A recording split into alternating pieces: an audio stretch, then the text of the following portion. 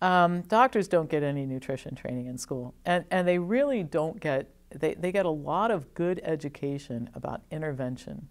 And we need for doctors to have this kind of training. I'll tell you what, if I had something cataclysmic happen to me, you know, in a car accident, severe injuries, lots of broken bones, or something of that nature, then you know where you want to have that happen? Right here in the United States of America. We have phenomenal intervention.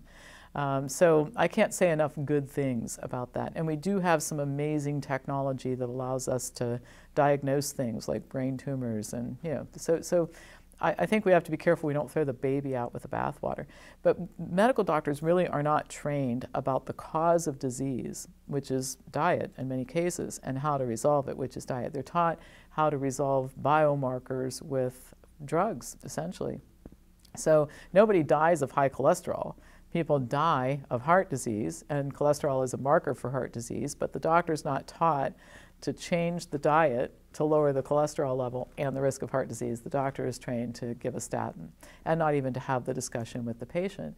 I think it's just not part of medical training right now. I think that part of the problem is that pharmaceutical companies have a tremendous influence over medical training. They start buying textbooks for medical students, and of course the medical students look at doctors being entertained during their residency by the drug companies. That looks pretty enticing. They tend to follow along.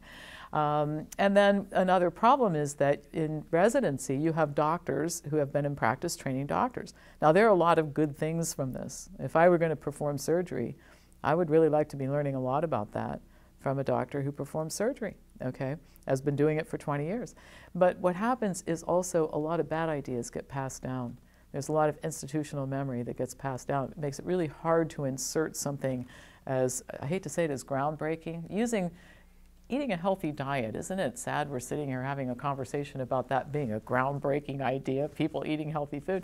But it's hard to insert something groundbreaking like the idea of the use of food as medicine in a system where you've got generations of people being trained in the same way. So good practices get passed down, but a lot of bad ones do too. And it's very hard to insert something new, particularly if it isn't drug or procedure related, because there's no sponsor, no financial sponsor. Well, you don't learn a lot of things in medical school, and most people who are good at their profession in all health professions, if you talk to good physical therapists, good psychologists, good psychiatrists, good pediatricians, good internal medicine docs, family practice docs, cardiologists, they will tell you that what they learned in school has benefit. But a lot of the most valuable things that they do for patients every day came after medical school. And so I guess, first of all, we need to change that. But the second thing is that we need to be building into the DNA of all health professionals. I call it the curiosity gene.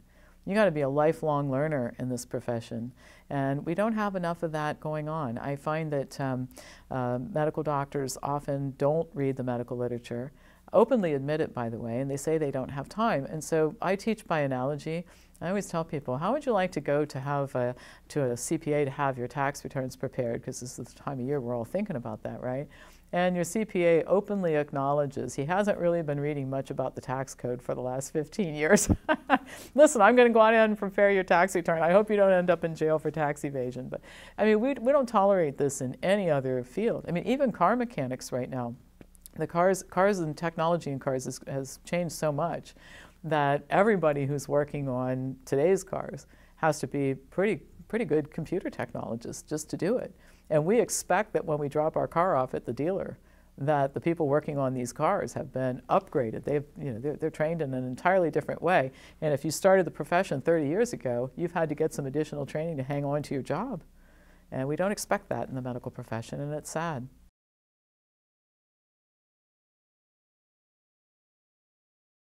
I want to talk about insurance companies for a minute, because they're the companies everybody loves to hate. And I don't like them much either for a lot of reasons. But having said that, one of the reasons why insurance companies have become so difficult to get along with is because of the overprescribing habits of physicians. Okay, so let's think about this for a minute. You're president of the XYZ insurance company, and you have to deliver a return for your shareholders.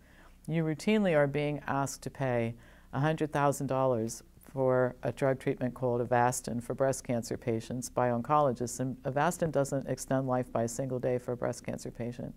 The FDA actually took off the approval for Avastin for breast cancer treatment, but it doesn't make any difference because once a drug is approved, a doctor can use it in any way he or she sees fit. It's off-label prescribing. It goes on all the time.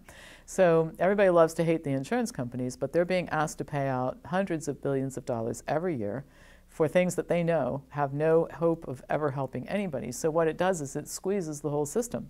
So a pediatrician who's being paid $20 for a visit that should cost $150, and by the way, pediatricians participate in this too, over prescribing antibiotics and all this sort of thing. So what you have is a big mess, and then everybody says, well, I can't fix it myself, and they're right, one person can't fix it.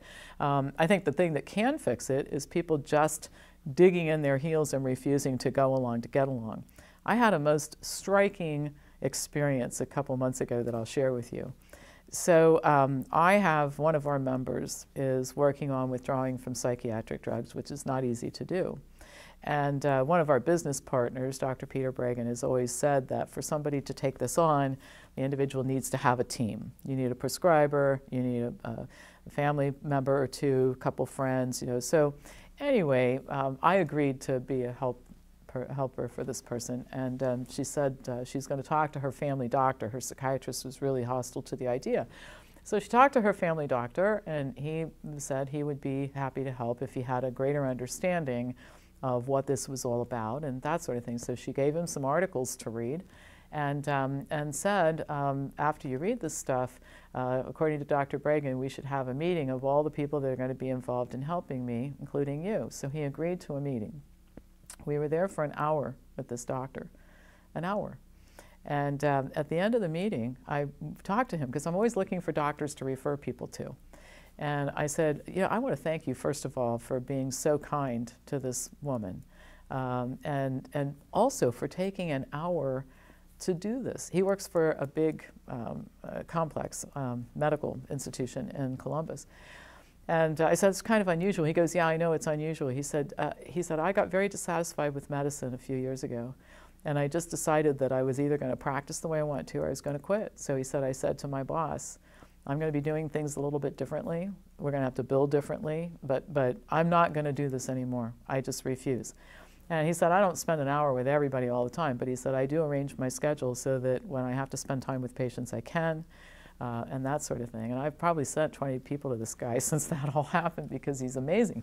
So I think that sometimes it's easy to just throw up your hands and say, I'm helpless, I can't do anything. And I understand that feeling, but then you have to quickly bounce back and say, I refuse to be helpless. I will absolutely find a way to do something that makes this better or works or whatever. One thing that I'm encouraged about is seeing the number of doctors that I'm in touch with who are leaving those large practices in order to do what they want to do because they want to put the fun back in medicine. You know, for all the things you and I are talking about in terms of the shortcomings in medicine and the death by medical treatment, I think the vast majority of people who go into medicine want to help people. And again, we're talking about the good apples being thrown into a bad barrel.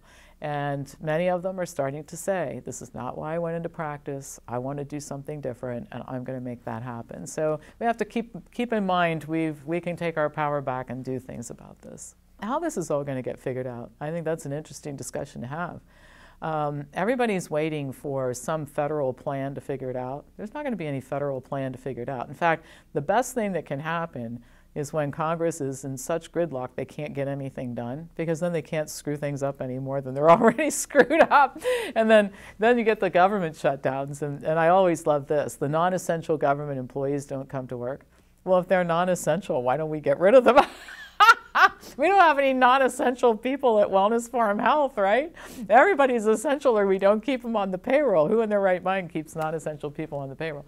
But having said that, we're not going to have the government solve this problem for us. And this giving up, saying somebody else is responsible, here's how it's going to get solved. It's going to get solved as more and more consumers jump on the bandwagon to take control of their health, to recognize that health is not a right, it's a privilege, and you earn it. You earn it by taking care of yourself, by feeding yourself properly, by becoming educated, by asking questions, by becoming an informed medical consumer. That's our business. We specialize in informed medical decision making. You get the power back by realizing that every time you pay for something, you swipe your credit card or write a check, you are endorsing something. So when you go to the grocery store and you buy chicken breast that comes from one of these factory farms where they've used antibiotics and steroids and hormones, and the conditions are inhumane, and the feces are polluting the local environment and the water, you know what you're doing? You're saying, this is okay with me.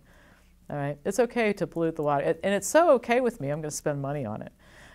When you agree to drugs and procedures without checking into it, you're saying, this whole system's all right by me. I'm going to be a part of it. I'm going to show up and participate. You know, so you start to realize the importance of all the money you spend and what that means. And I feel, and I've given a lot of thought to this, you know, Malcolm Gladwell wrote a book called The Tipping Point, and it's when something gathers enough steam that literally you see a shift. And I think the tipping point for healthcare is you get about 20 to 30 million people who really do what we're talking about in a major way. They basically say, I am not going to support food that is unsustainable. Okay, so I'm not going to buy conventionally grown animal food anymore, ever. I am going to learn how to be an informed consumer. I'm dropping out of the system. This system is so precarious that if 20 to 30 million people drop out of it, it's going to collapse. And it can happen sooner rather than later. It just depends on how fast it takes us, how fast we can gather that number of bodies and teach them what to do.